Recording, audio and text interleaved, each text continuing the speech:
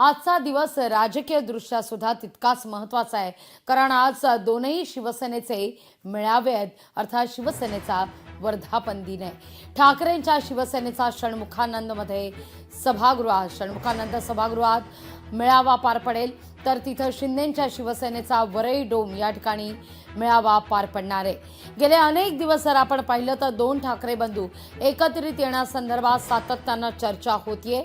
आगामी स्थानिक स्वराज्य संस्थांच्या निवडणुका आहेत, विधानसभेच्या निवडणुका नुकत्याच पार पडलेल्या आहेत आणि सध्या जर आपण पाहिलं तर मात्र ठाकरेंच्या शिवसेनेतले अनेक शिलेदार शिंदेंच्या शिवसेनेत दाखल होताना पाहायला मिळत आहेत। या सगळ्या घडामोडींच्या पार्श्वभूमीवर आज षण्मुखानंद सभागृहातून उद्धव ठाकरे काय बोलतायत हे पाहणं तितकंच महत्त्वाचं असेल। तर तिथं मात्र आपण जर पाहिलं तर शिंदेंच्या शिवसेनेकडून देखील आता स्थानिक स्वराज्य संस्थांच्या निवडणुकांच्या दृष्टीनं रणशिंग हे फुंकण्यात आलेलं आहे।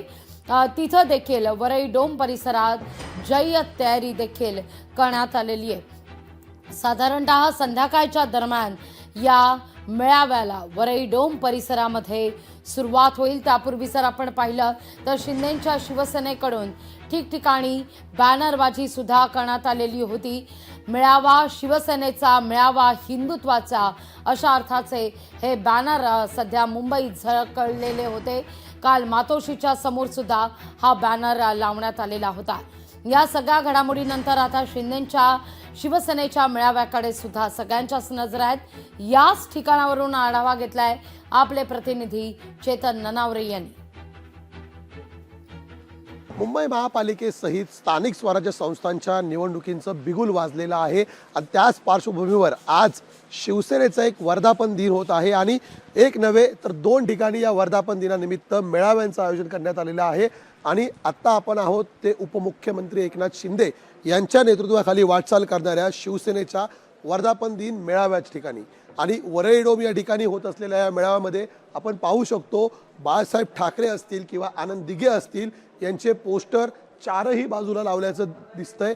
दुसरी महत्त्वाची गोष्ट म्हणजे स्पष्टपणे जे वर्धापन दिनाच्या सभागृहामध्ये जे कटआउट्स लावलेले आहेत त्याच्यामधून पुन्हा एकदा हिंदुत्व असेल, राष्ट्रीयत्व असेल आणि मुंबई महापालिका असेल यांना घेऊन कुठेतरी एकनाथ शिंदे आहेत ते आता उद्धव ठाकरेंवर टीका करताना पाहायला मिळणार आहेत।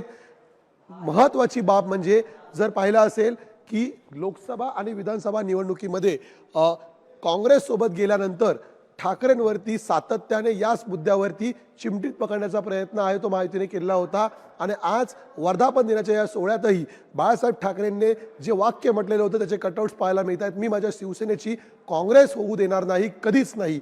आणि म्हणूनच याच मुद्द्यावरती आज पुन्हा एकदा मुंबई महापालिकेत आणि स्थानिक स्वराज्य संस्थांच्या निवडणुकीमध्ये ठाकरे आणि काँग्रेसच्या आघाडीवरती कुठेतरी पुन्हा एकदा टीका होण्याची शक्यता आहे।